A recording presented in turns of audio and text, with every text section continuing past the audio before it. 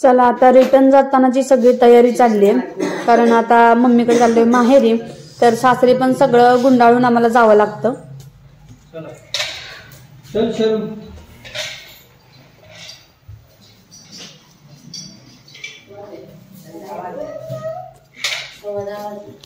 चला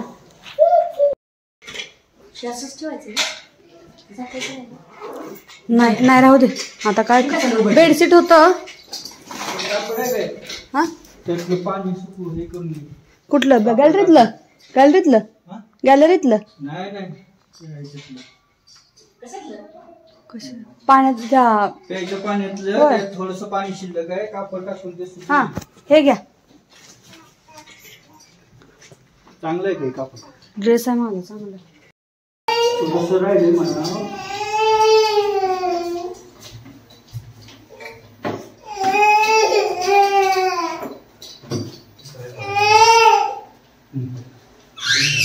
दादा झाडले बिडले सगळं निर्मळ करून कोणी खाल्ले दादा.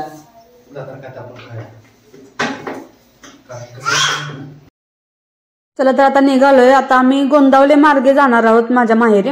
तर पहिल्यांदा गोंदावलेला चाललोय. जाता जाता खूप भूक लागलेली, त्यामुळे वडापाव वगैरे खाल्ले आणि आता तिथून पुढे प्रवास आमचा चालू झालाय.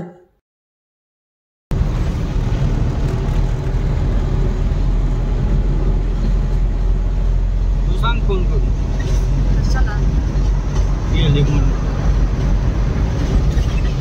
असं बघून दिसतो मी. तोंडासमोर आले तर मी गाडी चालू नको.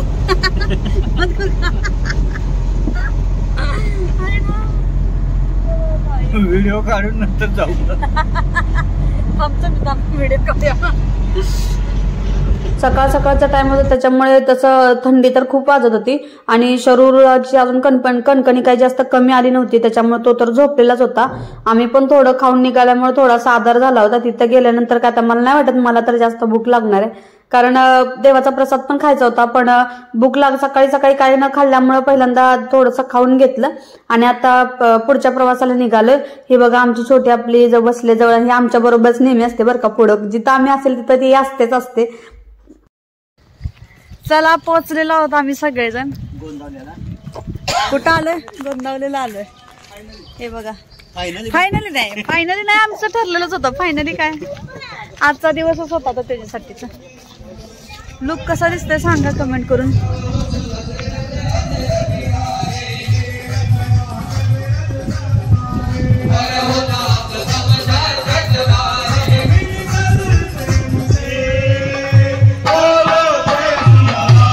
रामायण सत्संग मंडळ.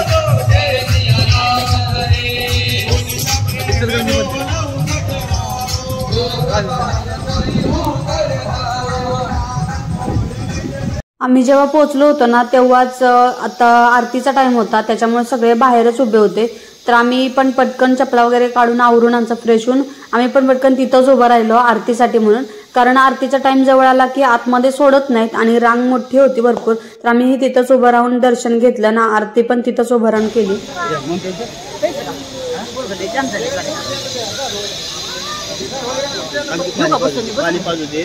खाली बस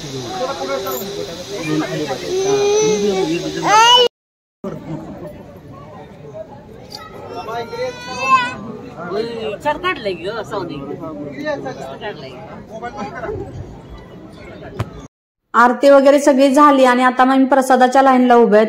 आणि प्रसादाच्या लाईनमध्ये जाताना सगळेजण कंटिन्यू जप करत असतात ना, त्यामुळे एवढं छान वाटतं ना. किती मोठी लाईन असल्या तर पटकन संपून जाते. सीताराम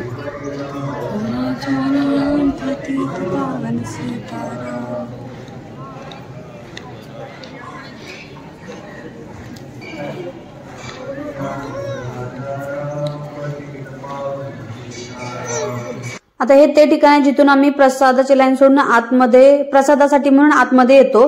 तर पहिल्यांदा ना इथं सगळे पत्र्याचं होतं आणि लाईनसाठी पूर्ण जागा केली होती आणि पत्र्याचं होतं वरती. तर आता पूर्ण यांनी स्लॅब टाकलेला आहे आणि मस्त अगदी खूप छान केलेलं आहे. बैठक व्यवस्था, जेवणाची व्यवस्था खूप चांगली आहे.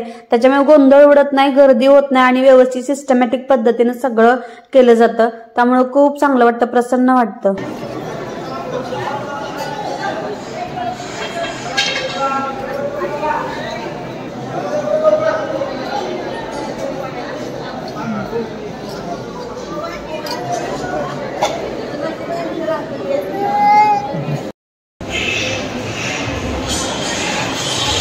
त्याला पकडायचं मला कसं जाऊ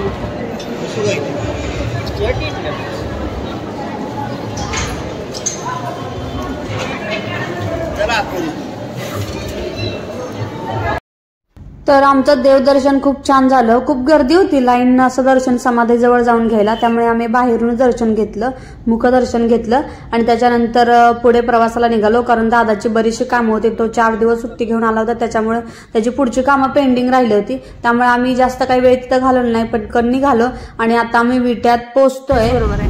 पोहोचलेलोच आहोत म्हणलं तरी चालेल. आणि इथून पुढचा जो असेल व्लॉग्स वगैरे येतील ते सगळे माझ्या माहेरचे व्लॉग असणार आहे.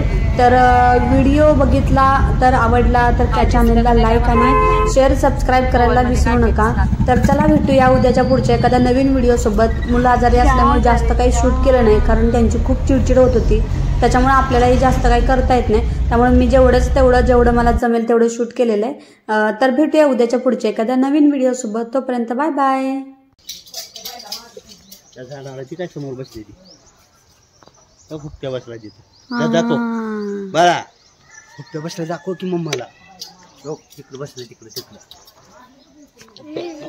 बसलाय दाखवतो इकडे दाखव तुम्ही बाबा.